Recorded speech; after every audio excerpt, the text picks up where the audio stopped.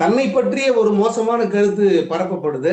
நடக்காத ஒண்ண ஒருத்தர் ஒரு கட்சியில பொறுப்புல இருக்கிற ஒரு நபர் சொல்றாரு. அதுவும் அவர் சொன்ன விதம் இருக்கு ரொம்ப ரொம்ப கேவலமானது அது. அப்படி சொல்லும்போது அதற்கு நேரடியா பதில் சொல்ல வேண்டிய ஒரு கட்டாயம் வருது. ஆனா ரஜினி அப்படி சொல்லி அந்த நபருக்கு ஒரு கூடுதல் முக்கியத்துவம் தர்றத அவர் விரும்பல.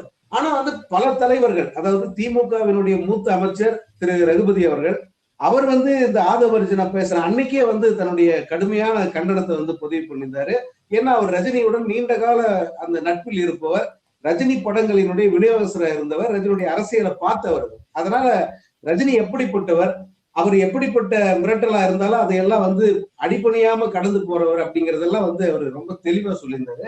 அடுத்தடுத்து பார்த்தா பல தலைவர்கள், இப்ப குறிப்பா கடந்த 24 மணி நேரத்துல அதிமுக கூட்டணியில் இருக்கிற அத்தனை தலைவர்களும் சொல்லி வச்ச மாதிரி ரஜினிக்கு ஆதரவாக ஆதவர்ஜுனா கடுமையான எதிர்ப்பு தெரிவிச்சிருக்காங்க. இப்போ இவங்களுக்கு நன்றி சொல்லியாமா இந்த ஆதவர்ஜுனா சொன்னது பச்சை பொய்ங்கிறதே எஸ்டாப்ளிஷ் பண்ணலாம். அதுக்கு ஏத்த மாதிரிதான் அந்த அறிக்கையை அவர் விட்டுருக்காரு.